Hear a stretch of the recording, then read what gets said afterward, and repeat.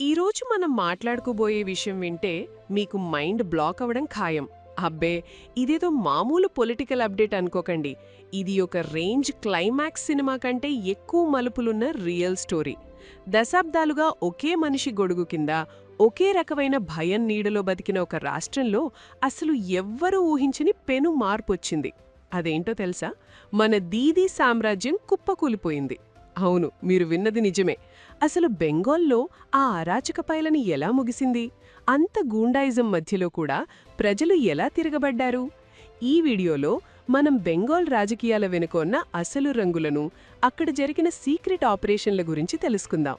పైగా దేశ భద్రతకే ముప్పుగా మారిన కొన్ని శక్తుల దుకాణం ఎలా సర్దేశారో తెలుసుకోవాలంటే ఈ వీడియో చివరి వరకు చూడాల్సిందే. ముందుగా మన పశ్చిమ బెంగాల్ గురించి మాట్లాడుకుందాం. ఫైనల్గా అక్కడి హిందువులు మేల్కున్నారండి. వారిలో ఐక్యత అనేది ఎలా ఉంటుందో ఈ ఎలక్షన్ రిజల్ట్స్ చూస్తే అర్థమైపోతుంది. ఇన్నాళ్లు పవర్లో ఉండి దేశ సెక్యూరిటీకే ఒక పెద్ద తలనొప్పిగా మారిన మమతా బెనర్జీ గారిని అక్కడి ప్రజలు గద్దెదింకి పారేశారు.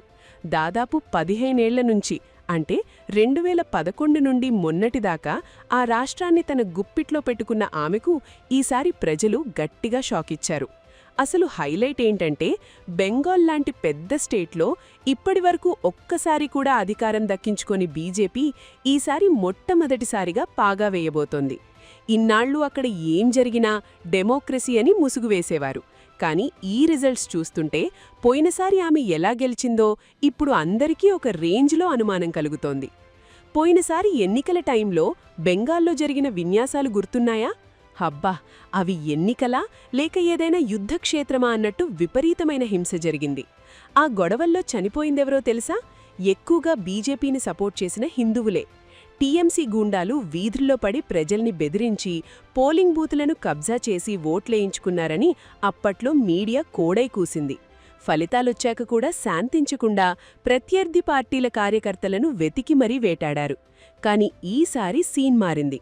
సెంట్రల్ గవర్నమెంట్ ఏకంగా 2 లక్షల మంది సెంట్రల్ ఫోర్స్ని దింపేసరికి ఈ గూండాల ఆటలు సాగలేదు.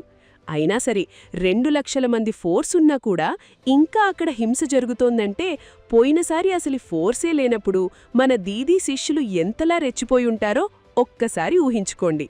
చేసిన పాపం కాశీకి వెళ్లినా పోదు అంటారు కదా. ఇప్పుడు ఆ కర్మఫలాన్ని మమతా బెనర్జీ గారు అనుభవిస్తున్నారు. ఈమె పాలనలో బెంగాల్ స్టేట్ అసలు ఇండియాలో ఉందా లేక బంగ్లాదేశ్లో కలిసిపోయిందా అన్నట్టు తయారైంది. ఎందుకంటే బంగ్లాదేశ్ నుంచి ఇల్లీగల్గా వచ్చేవాళ్లకి ఈమె రెడ్ కార్పెట్ వేసి మరీ ఆహ్వానించేది. వాళ్లను తిరిగి పంపడం పక్కన పెడితే వాళ్లకు ఉచిత రేషన్ ఇవ్వడం, ఫేక్ ఆధార్ కార్డులు, ఓటర్ కార్డులు రెడీ చేసి ఇవ్వడం వంటి పనులు చకచకా జరిగిపోయేవి. ఎందుకంటే వాళ్లే కదా ఈమెకు గట్టి ఓటు బ్యాంకు.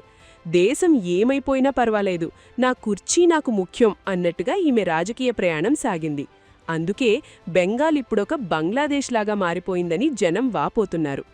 ఇక మహిళల భద్రత గురించి మాట్లాడితే నవ్వుకోవాలో ఏడవాలో అర్థం కాదు. ఆర్జీకర్ మెడికల్ కాలేజ్లో ఒక మహిళ డాక్టర్ని దారుణంగా రేప్ చేసి చంపేస్తే ఇప్పటికీ న్యాయం దక్కలేదు. ఒక మహిళా సీఎం అయ్యుండి రాత్రిపూట అమ్మాయిలు బయట తిరగకూడదు అని నీతులు చెప్పడం ఈమెకే చెల్లింది. మీకు సందేశ్ ఖాళీ ఇన్సిడెంట్ గుర్తుండే ఉంటుంది. అక్కడ బంగ్లాదేశీ చొరబాటుదారులు హిందువుల ఇళ్లమీద దాడులు చేస్తుంటే ఈమె ప్రభుత్వం చూస్తూ ఊరుకుంది. టీఎంసీ లీడర్లు హిందూ మహిళలను ఎత్తుకెళ్లి పార్టీ ఆఫీసుల్లోనే అఘాయితాలకు పాల్పడినా సీఎం గారు మాత్రం క్రిమినల్స్కి సపోర్ట్గా నిలబడడం నిజంగా సిగ్గుచేటు. ప్రస్తుతం బెంగాల్లో ఉన్న విద్యా సంస్థలు డ్రగ్స్కి అడ్డాగా మారాయి. ప్రతి చెత్త పనిలోనూ టీఎంసీ లీడర్ల హస్తం కనిపిస్తోంది. ఇవన్నీ నేను సొంతగా చెబుతున్నవి కావు. ఒక్కసారి వెస్ట్ బెంగాల్లో ఏం జరుగుతోందో రీసెర్చ్ చేస్తే ఇలాంటి షాకింగ్ విషయాలు ఎన్నో బయటపడతాయి. ఇక్కడ మిమ్మల్ని ఒక చిన్న ప్రశ్న అడగాలనుంది. అసలు మన దేశంలో రాజకీయ నాయకులు ఓట్ల కోసం దేశ భద్రతను తాకట్టు పెట్టడం మీరు ఎలా చూస్తారు? ఒకవేళ మీ ఏరియాలో ఇలాంటి పరిస్థితులు ఉంటే మీరు ఏం చేసేవారు? మీ అభిప్రాయాలను కింద కామెంట్ సెక్షన్లో ఖచ్చితంగా తెలియచేయండి. ఇక ఈ కథలో మరో విచిత్రమైన క్యారెక్టర్ ఉంది. ఆయనే మమతా బెనర్జీ గారి మేనల్లుడు అభిషేక్ బెనర్జీ. ఈయనకు అసలు మెచ్యూరిటీ లేదని అక్కడి ప్రజలే అంటుంటారు. ఎన్నికల ప్రచారంలో ఈయన హిందువులకు, బీజేపీ సపోర్టర్లకు డైరెక్ట్గా వార్నింగులిచ్చేవాడు. రిజల్ట్స్ వచ్చాక మిమ్మల్ని ఎవరు కాపాడతారో చూస్తాను అంటూ రౌడీలా మాట్లాడేవాడు. అంతతో ఆగకుండా దేశం నుంచి బెంగాల్ని వేరుచేసి మాట్లాడ్డం, హోంమంత్రి అమిత్ షా గారిని ఉద్దేశించి "నువ్వు నీ తండ్రికి పుట్టి ఉంటే" అంటూ అత్యంత నీచమైన భాష వాడడం ఈయన సంస్కారానికి నిదర్శనం. మోదీగారిని కూడా గుజరాత్ గూండా అంటూ అవమానించాడు. ఇప్పుడు రిజల్ట్స్ వచ్చాక అమిత్ షా గారు అక్కడే ఉన్నారు. మరి ఈ అభిషేక్ బాబు ఎక్కడ దాక్కుంటాడో చూడాలి. ఈయన చేసిన అవినీతి పనులకి త్వరలోనే జైలు ఊచలు లెక్కపెట్టే రోజులు దగ్గరపడ్డాయి. బహుశా దేశం వదిలి పారిపోయినా ఆశ్చర్యం లేదు. ఇక ఆ పార్టీలో ఉన్న మరికొందరు రత్నాల గురించి చెప్పుకోవాలి. మహువా మోయిత్రా అనే ఆవిడ బంగ్లాదేశ్ ఇన్ఫ్రాస్ట్రక్చర్ ఇండియా కంటే బావుంది అని సర్టిఫికెట్లిస్తుంది. సయోని ఘోష్ అనే మరో ఆవిడైతే హిందూ దేవుళ్లను, శివలింగాన్ని కించపరుస్తూ పోస్టులు పెడుతుంది. వీళ్లంతా పేరుకే హిందువులు, కానీ ఓట్ల కోసం ఎంతకైనా దిగజారుతారు. బెంగాల్లో కాళీమాత విగ్రహాల మీద దాడులు జరుగుతుంటే పట్టించుకోని ఈ ప్రభుత్వం ఇప్పుడు దెబ్బకు దెబ్బ అనుభవిస్తోంది. ఈ ఎలక్షన్లో కూడా ఈవీఎంల మీద స్టిక్కర్లు వేయడం, ఓటర్లను బెదిరించడం వంటి చిల్లర వేషాలు వేసినా కానీ జనం ఈసారి భయపడలేదు. పోలీసులు కూడా టీఎంసీ కార్యకర్తల్లా మారిపోయారు. కానీ ప్రజలు తమ తీర్పును క్లియర్గా ఇచ్చేశారు. రిజల్ట్స్ రాగానే ఇప్పుడు దీదీ కొత్త డ్రామా మొదలుపెడుతుంది. ఈవీఎంలు హ్యాక్ అయ్యాయని, స్ట్రాంగ్ రూంలో సెక్యూరిటీ లేదని కట్టుకథలు చెబుతోంది. ఆమె టెన్షన్ చూస్తుంటే ఓడిపోతానని ఆమెకు ముందే అర్థమైపోయినట్టుంది. కానీ ఈసారి బీజేపీ పక్కా ప్లాన్తో వెళ్ళింది. ఆర్జీకర్ మెడికల్ కాలేజ్లో ప్రాణాలు కోల్పోయిన ఆ డాక్టరి మంత్రికి బీజేపీ టికెట్ ఇవ్వడం మాస్టర్ స్ట్రోక్ అని చెప్పొచ్చు.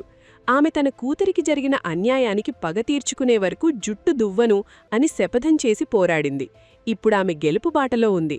బెంగాల్లో ఉన్న యువత మొత్తం ఇప్పుడు మార్పు కోరుకుంటున్నారు. బెంగాల్లో బీజేపీ గెలవడం కేవలం ఒక రాజకీయ విజయం మాత్రమే కాదు, అది దేశ భద్రతకి చాలా ముఖ్యం. మన దేశానికి అతిపెద్ద వీక్ పాయింట్ అయిన సిలిగురి కారిడార్ ఈ బెంగాల్లోనే ఉంటుంది. ఇల్లీగల్ ముస్లింలు అక్కడ సెటిల్ అయ్యి నార్త్ ఈస్ట్ రాష్ట్రాలను ఇండియా నుంచి వేరు చేయాలని ప్లాన్ చేస్తున్నారు. ఇన్నాళ్లు మమతా బెనర్జీ ఓట్ల కోసం బార్డర్లో ఫెన్సింగ్ వేయనివ్వలేదు. కానీ ఇప్పుడు బీజేపీ వస్తే పక్కాగా బార్డర్ సీల్ చేసే అవకాశం ఉంది. అక్రమ చొరబాటుదారులకు ఇక బెంగాల్లో చోటుండదు. అస్సాంలో కూడా ఇదే పరిస్థితి. హిమంత బిశ్వశర్మ అక్కడ చొరబాటుదారుల మీద యుద్ధం ప్రకటిస్తే ప్రజలు ఆయనకు బ్రహ్మరథం పట్టారు. ఇక మన సౌత్ ఇండియా విషయానికొస్తే తమిళనాడులో ఒక పెను సంచలనం జరిగింది. అందరూ డీఎంకే వస్తుందనుకుంటే తలపతి విజయ్ గారి టీవీకే లీడింగ్లో ఉంది. మొదటి ప్రయత్నంలోనే విజయ్ ముఖ్యమంత్రి కాబోతున్నాడు అంటే అది మామూలు విషయం కాదు. తమిళనాడులో సినిమా యాక్టర్ల ఇన్ఫ్లుయెన్స్ ఎంత ఉంటుందో ఇది మరోసారి నిరూపించింది. సనాతన ధర్మాన్ని తిట్టినవారు ఇప్పుడు మట్టి కొట్టుకుపోయారు. ఏ మతాన్ని టార్గెట్ చేసినా ఫలితం ఇలాగే ఉంటుందని ప్రజలు నిరూపించారు. మొత్తానికి బెంగాల్లో బీజేపీ, తమిళనాడులో టీవీకే, అస్సాంలో బీజేపీ అధికారంలోకి రాబోతున్నాయి. ఫైనల్గా చూస్తే ఈ ఎన్నికల ఫలితాలు మన దేశ రాజకీయాల్లో ఒక కొత్త దిశను చూపిస్తున్నాయి. హిందువుల్లో యూనిటీ వస్తే ఎలాంటి అసాధ్యమైన పనులైనా సాధించవచ్చు అని బెంగాల్ ప్రజలు నిరూపించారు. అక్రమ చొరబాటుదారుల అండతో రాజ్యమేలాలనుకునేవారికి ఇదొక గట్టి హెచ్చరిక. మమతా బెనర్జీ లాంటి డిక్టేటర్ పాలన ముగిసడం బెంగాల్ సంస్కృతికి, దేశ భద్రతకి శుభసూచకం. మరి ఈ మార్పు దేశవ్యాప్తంగా ఎలాంటి ప్రభావం చూపిస్తుందంటారు? ప్రాంతీయ పార్టీల కంటే దేశ ప్రయోజనాలకే ప్రజలు ప్రాధాన్యత ఇస్తున్నారా? మీ మనసులో ఏముందో కామెంట్ చేయండి. ఈ వీడియో నచ్చితే సబ్స్క్రైబ్ చేయడం మర్చిపోకండి. మన తెలుగు యువతను దేశభక్తులుగా మార్చే ఈ ప్రయాణంలో మీరు కూడా భాగస్వాములవ్వండి. వచ్చే వీడియోలో మరో ఇంట్రెస్టింగ్ టాపిక్తో కలుద్దాం. అప్పటి వరకు జై హింద్, జై భారత్.